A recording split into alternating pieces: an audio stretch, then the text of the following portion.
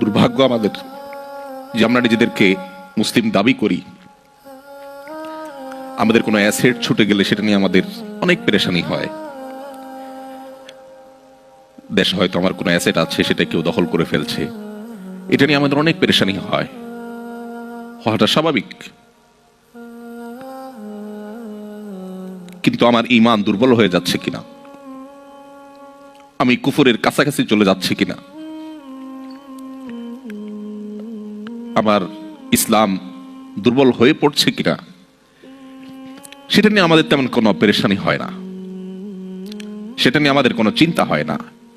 মুহাম্মদ সাল্লাল্লাহু আলাইহি সাল্লাম যখন উপস্থিত ছিলেন, মদিনার ইসলামী রাষ্ট্র, সমাজ, সোসাইটি যখন ছিল, সেরকম একটা দারুণ সোনালী সময় যখন ছিল, তার ভেতরে অবস্থান করে যদি হানজালা নিজের ঈমান নিয়ে চিন্তিত হতে পারে, তাহলে আপনি আমি কিভাবে মাল্টিকালচারাল সোসাইটিতে বসবাস করে আমাদের ঈমান নিয়ে নিশ্চিন্ত হয়ে বসে থাকতে পারি?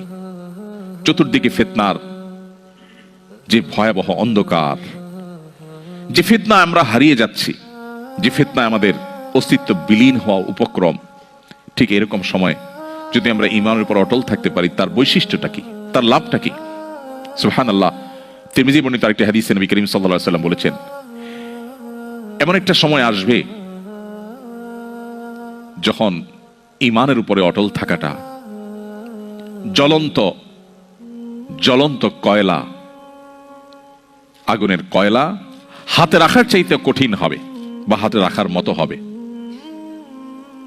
নবীজি বলেছেন, সেই সময় সবর করাটা, ঈমানের উপরে টিকে থাকাটা, সমাজের সবাই একটা স্রোতে দৌড়ায়, তার বিপরীতে দৌড়ানো সহজ বিষয় নয়। কিন্তু এই কাজটা যারা করতে পারবে, নবীজি বলেছেন তাদের কাজটা কষ্টসাধ্য এতটাই যে জ্বলন্ত আগুনের কয়লা হাতে রাখার চাইতো বা রাখার মতো কষ্টের, কিন্তু এর বিনিময়টা আবার সেরকম ঈর্ষণীয়। তিনি বলেছেন 50 জন মানুষ আমল করে যে পরিমাণ সওয়াব পাবে, ওই সময় এই রকম প্রতিকূল পরিবেশে যিনি নিজের ঈমানকে, নিজের আইডেন্টিটিকে, নিজের আমলকে, নিজের মুসলমানিত্বকে যে ব্যক্তি বুলন্দ করে রাখবে, উঁচু করে রাখবে, ধরে রাখতে পারবে, আল্লাহ তাআলা তাকে 50 জন মানুষের আমলের সমপরিমাণ সওয়াব তাকে দান করবেন। তিনি নামাজ পড়বেন 1 রাকাত, সওয়াব পাবেন 50 রাকাতের। তিনি রোজা রাখবেন একটা, সওয়াব পাবেন 50টার। তিনি হজ করবেন একটা, সওয়াব পাবেন 50টার। সাহাবীরা অবাক হয়ে গেলেন নবীজির এই কথা শুনে। তখন তো সেরকম কোনো পরিবেশ ছিল না, ঈমানের জন্য অনুকূল পরিবেশ ছিল মদিনাতে।